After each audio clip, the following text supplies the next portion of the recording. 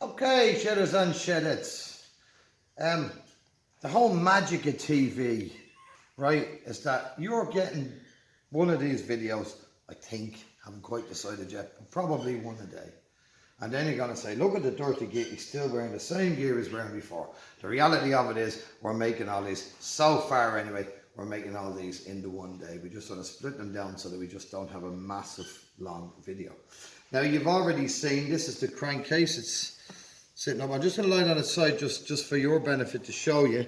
That's the crankcase back together. Cam chain, con rods, crankshaft is in there, gearbox is in there. You saw that that's all that's in there. And this is the key to doing something without being too scared of it or without thinking. You can already see bits and pieces are missing off the table because they're now in the engine. But the key is to break it down. What we're going to be doing now is the clutch side of the engine, or the right hand side of the engine. We're going to be putting in the gear selector shaft.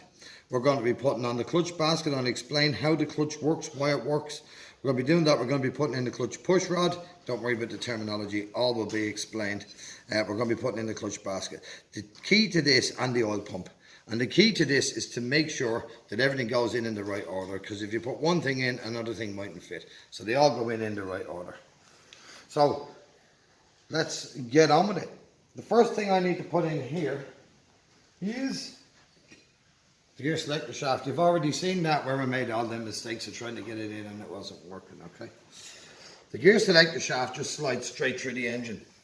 Anywhere the clutch push rod that comes out on the other side of the engine, I'll show you in a bit, needs an oil seal, because you don't want oil escaping from the engine to the outside.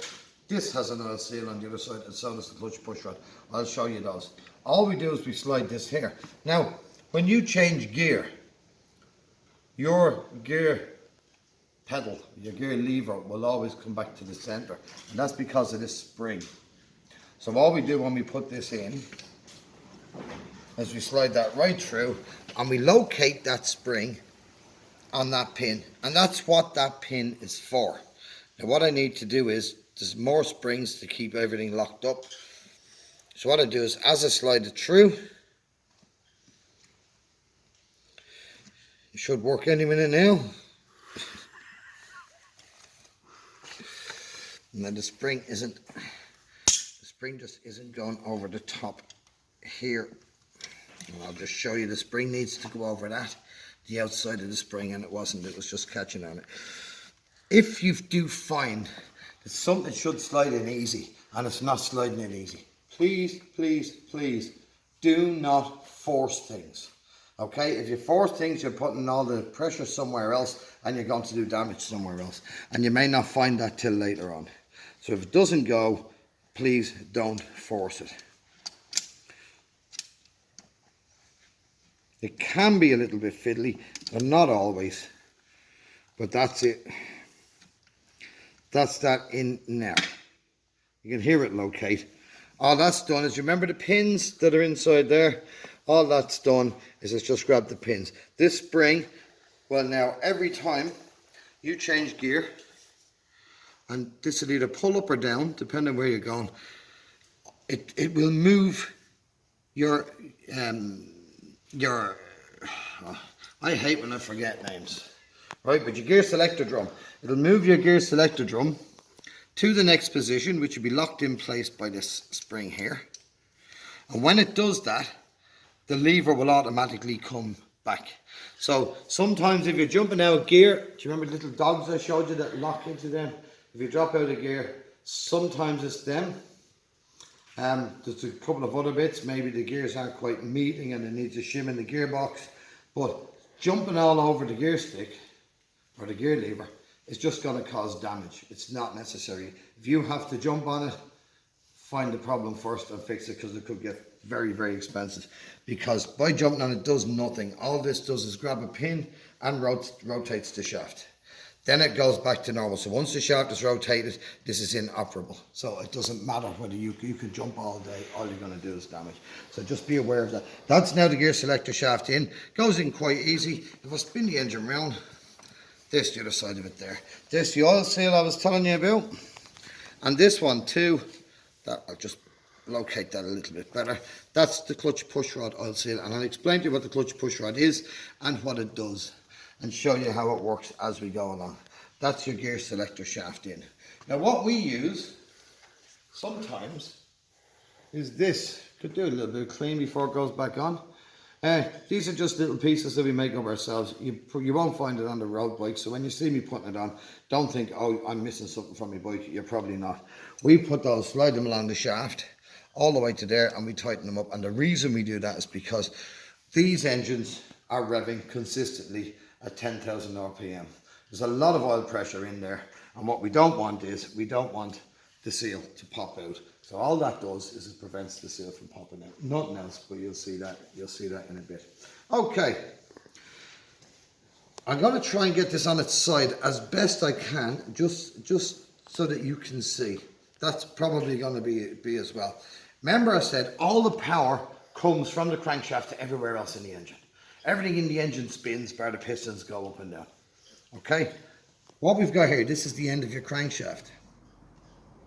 This has a gear on it. There's a gear on the outer clutch basket, which is this here. And you'll see on this, the gears do not quite line up. Now this took me a long time to figure out, but what I actually need to do is to separate these gears, get one in, and then just fidget the other one until it gets in. Okay. Now, this is ingenious for an old engine, but there's a cam, and all a cam is a shaft that's offset. That's all it is. And it's for, as the clutch spins, it moves the oil pump in and out. And that's the plunger for the oil pump. And that's the oil pump itself. That plunger sits into the oil pump, and as the clutch goes round and round, that just goes up and down and creates a pump. Very simple. Remember the principles? It's the same principle as you'd have in a bicycle pump if you wanted to pump up your tire. It's that simple. But we have this on now.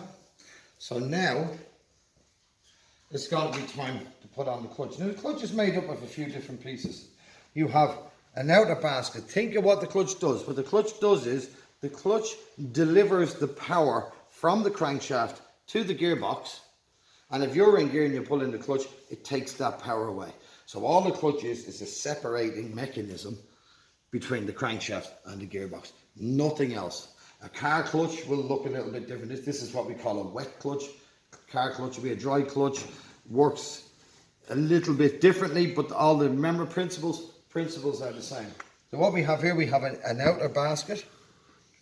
We have an inner basket. We have clutch plates, friction plates, and pressure plates. And that's all we have. And I'm going to show you how that works. First of all, what we're going to do is fit the oil pump, but I want you just to listen for a second. You should be able to hear a little rattle there.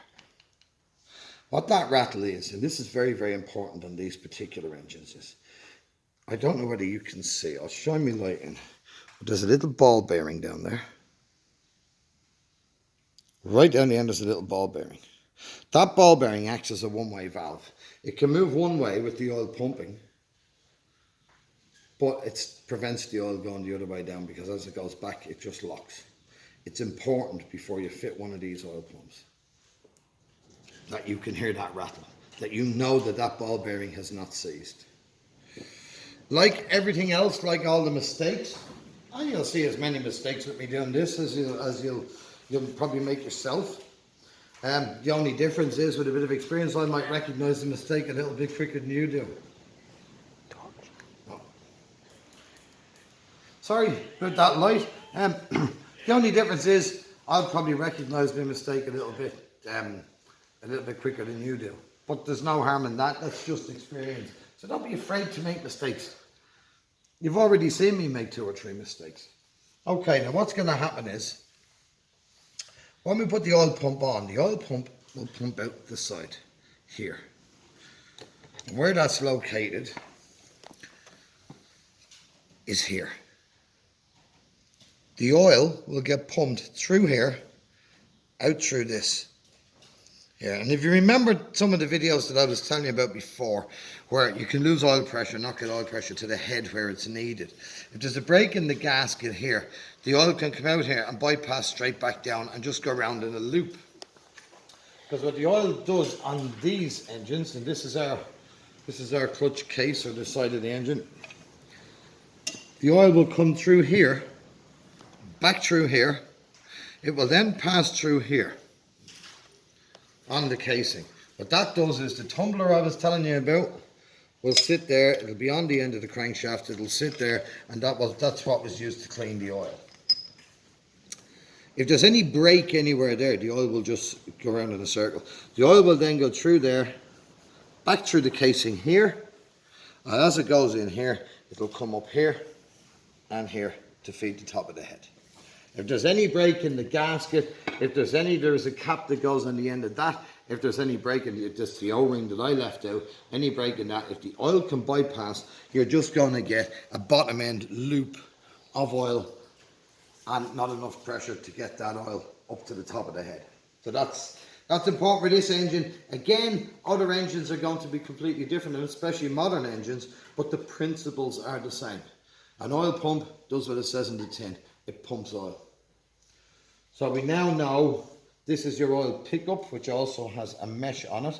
It looks dirty. It's actually not dirty, but just in case, where's my little, go on, just in case, we just give a little,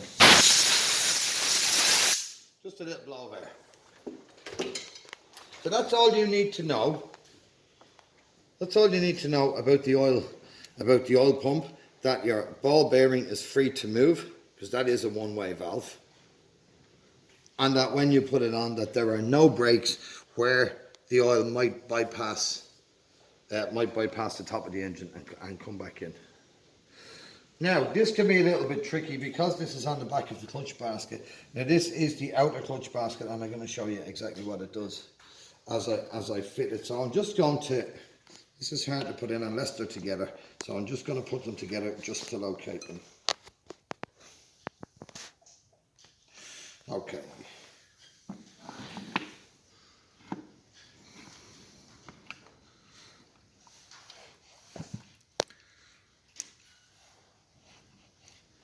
Remember I told you about this gear?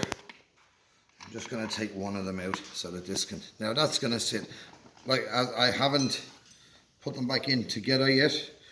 I'm not going to be bolting it in there, just going to make sure. But remember, these gears are offset. If I take one out, and then it's just going to be a fidgety little job. I'm going to need my life for this. It's going to be a little fidgety job just to get, because that fits on splines on the end of the crankshaft. So it's just a little fidgety job to make sure that this is going to line up. And there we go. There's your gear in. Now you can quite easily see, if I hold this chain, the crankshaft will drive that clutch basket, the outer clutch basket. But you will also see that I can hold the gearbox shaft and nothing is being transmitted to the gearbox. That's important. So nothing there is being transmitted through the gearbox. So that effectively is your clutch basket with the clutch held in. That can freewheel on the gearbox. This here is your inner basket. This is where your plates go. Your plates are going to be on this, but if you have a look at this, this has a spline on it. So this can't freewheel. This is connected. Well, I can eventually line up the splines.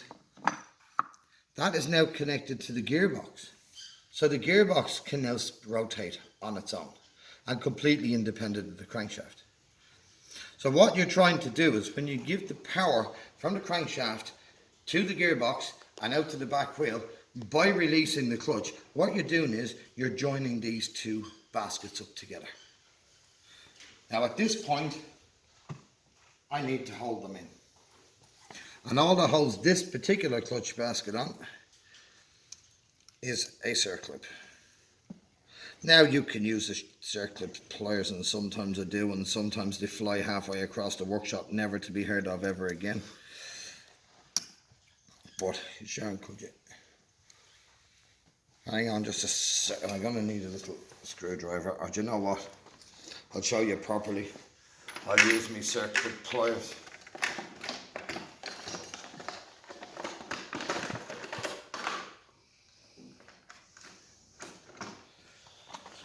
So, don't be afraid to be lazy. All the circle pliers is 2 little pins. They're going to go into those holes. Circlips are scary things because they do want to go walkabout, and they can go walkabout. And there's that circlips located, and now that clutch basket can't move. There's no way now that clutch basket's going to move. So that's your clutch basket in. You'll also see now, if I rotate the clutch, if you look carefully down here, you'll actually see the plunger. See the pump moving, see the plunger in and out on the oil pump. So that actually works very, very well. Now obviously the oil pump hasn't been secured yet, which I'll do in a second. That's your inner and your outer on your clutch basket. So, the big trick is now, I can't even get that on its side anymore. But the big trick is now, is how to, try that. The big trick now is how to join the two together. When you buy a clutch for your bike, what you're actually buying are these friction plates. These are fairly worn. This bike could probably do a new clutch at some point. But you'll see, it's a little bit like brake pads, they just have friction on them. The inside one is metal, but if you see these have tabs. So when I put these in here, when I slide these in here, they are not connected to the inner basket. They're connected to the outer basket. These, on the other hand, have little teeth which slide on here. Now that is connected to the inner basket. You can see it move on its own. That's connected to the inner basket and not the outer basket. So I think you're getting the gist here. So I'm just going to fire all these in. When I have this done, I'm going to bolt up the oil pump, and then lo and behold, that's all that goes in here. Bar the little plunger, or bar the little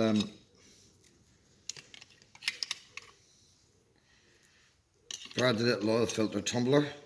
So I'll show you. Remember, try not to get 2 of these together. It's one on one. These actually, now these have been soaked in oil, you can see that. Make sure you don't put them in dry, that you do soak them in oil, otherwise they will stick together. That's not going to be great for your clutch. They should actually be soaked in oil. Sometimes using a car oil, Castrol GTX, Magnetex, stuff like that on a bike isn't really a good thing, because you can end up with a clutch slip because of the additives that are in those car oils. So use a good bike oil. That's your clutch in. If you just have a look at the side here, you might start to recognize it. But that's the clutch in. So now what we have to do is we have to hold them together. And that's all we have to do. We just have to hold them together. So this is the final component of this clutch. You can see that will sit, these teeth will sit nicely into the inner basket when it goes on. And what we need to do is we need to hold those plates so tight together that the pressure plates hold on to the friction plates and the two baskets have to turn together. That's how we're going to get the power from the crankshaft into the gearbox and back out to the back wheel. Now, what did I do with these springs? See, for someone who knows where everything is on the bench, I still had to look for my springs. These are your clutch springs. There's 4 on this bike. Again, clutches work on the same principles. There's 4 on this bike. Some bikes will have 5.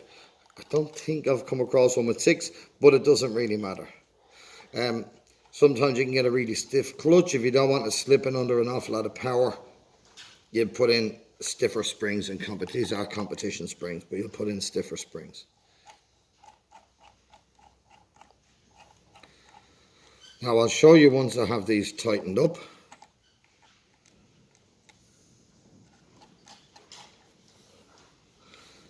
But again you can see it's not rocket science. Once I torque up the oil pump and put the tumbler on here, guess what? Then we're ready to start on the top end of the engine. There's nothing else for here. So hopefully you'll get the idea that it's not as tricky as you might think it was going to be. But you need to take your time, you need to break it down. Now, you will notice a few mistakes and stuff in the video, and I'll say the wrong things, or I can't remember something. These videos are being done in real time, with no rehearsal and no real plan, other than the fact that I've done this hundreds of times before. So please bear with me on that. I don't need to use big words. This is trying to keep an engine build. Like I said, it's not a tutorial video. It's just to keep the engine build as simple as we possibly can. So there's the clutch. Now I've got an issue, and the issue that I've got is every time that crankshaft turns, the gearbox turns. You'll see now. There's nothing I can do about it, because all these plates are so tightly held together that they're turning this basket into one basket going through the gearbox. What actually happens when you press your clutch? I need my cloth, this is terrible oily. What actually happens when you press your clutch is you need, guess what?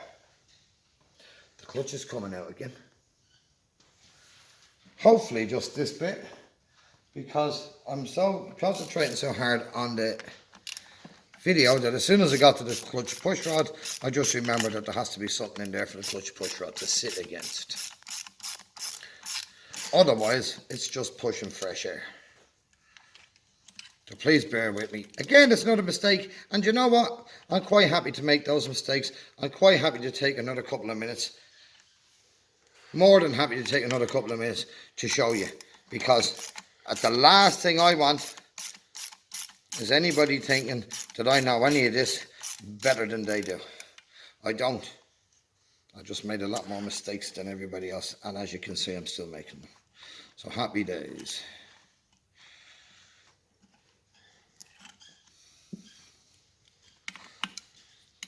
So touch wood now. This is all I'm going to have to take out, is these 4 bolts.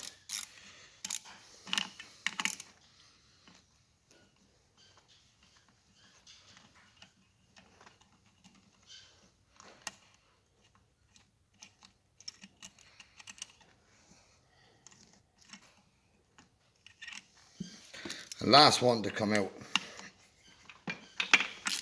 Sometimes you'll remember something, but you won't remember it on time. And it'll be buried deep down in the engine when you eventually find it.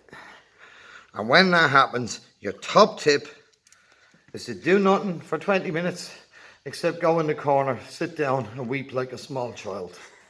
When you finally get over it, come back and strip it all down and do it again. But weeping like a small child seems to be the most common of those things to do first. Now, while I have this off, I'm going to show you. This is your clutch push rod. Now, I have these made out of 8mm steel a lot of the time for the race bikes, because the race bikes get so hot. Sometimes the clutch push rod could just bend slightly and start to catch, and we ended up with a slipping clutch. So I get these made from silver steel. The silver steel doesn't bend. And these push in this side. You'll see a little oil seal just over this side. You'll see a little oil seal. And this is where these push in from. Be very careful of the oil seal when you're pushing them in. When they push in, they go straight through the gearbox shaft. Right through, that's the gearbox shaft there. They go right through the centre of it. See it coming out the other side? That's what I mean. That was going to push fresh air. That's all that was going to do. And that's where this comes in. This is the bit I forgot I left out. Just like a little plunger. It just sits there. And when the push rod pushes, it pushes that. That sits up against the back there. And that in turn pushes that out. So we'll demonstrate that now. Now it's just time to put the springs back in again.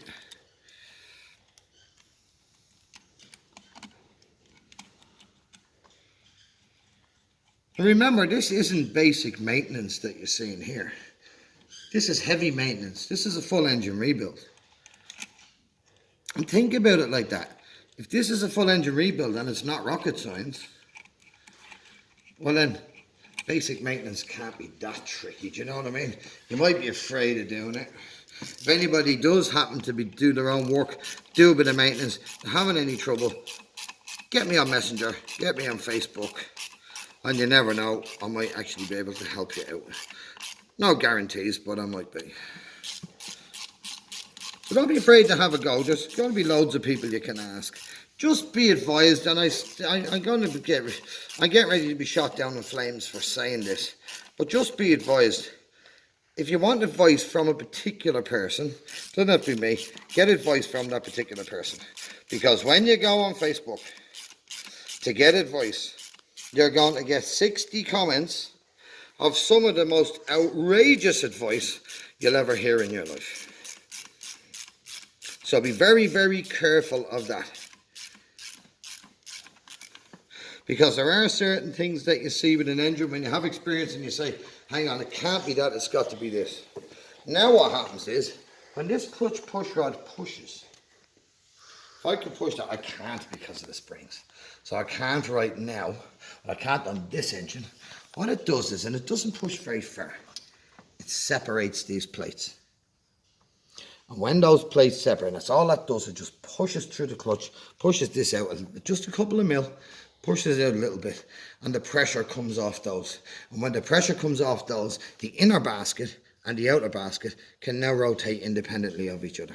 So you can have your bike in gear, your clutch pulled in, crankshaft still turning, the outer clutch basket is still spinning, but the inner one goes nowhere. As you let the clutch out, that moves back in with the pressure of the springs, joins all these up together, and when it joins them all up together, happy days, power going through the gearbox and back out through the output shaft and back to the back wheel. Now what I'm going to show you here just very quickly is the mechanism that I have on my own race bike, which is exactly the same engine. The mechanism I have here for the clutch just pushes. There's the clutch push rod there. And if you have a look as I pull the clutch, you'll just see that push rod get pushed in and come back out. And that's all that does. And that's how your clutch works. Okay, I don't need, I suppose I don't need you to show you me bolting stuff down and stuff like that. I will just show you one last thing before I do it, because I really don't want to keep you all day. But this is the tumbler that I was telling you about, the oil tumbler. And this is the last piece to go in here, and this slides onto the splines like that, and it's bolted in there. And all it is instead of an oil filter, as I said in the previous video, all it does is it spins, it takes the dirt out of the oil. And the other end of that is connected to the casing. So the whole thing creates a circuit for the oil to pass through. We've now built, in not so long a time, we've put the two crankcases together, we've put the crankshaft in, the com rods are in, the gearbox is in, the clutch is in, the oil pump is in, and the oil filter tumbler is in. Really. It ain't rocket science. I mean, look at me, and if you want to know anything about me, or maybe how thick I might be, just ask Dave Kerman, he'll tell you. He knows, he sees right through me. But look, it's not rocket science. If I can do it, you can do it, and anyone can do it. Just take your time, don't be afraid to get it wrong, and don't be afraid to ask questions. Next time you come back, I won't be putting the clutch cover on because I want to show you stuff working in a later video. But next time you come back, we'll be putting pistons on, and we'll be putting the barrels on, and the whole thing is going to start looking like an engine. So in the meantime, enjoy a wet evening, Take care and see you again. Cheers, sports fans.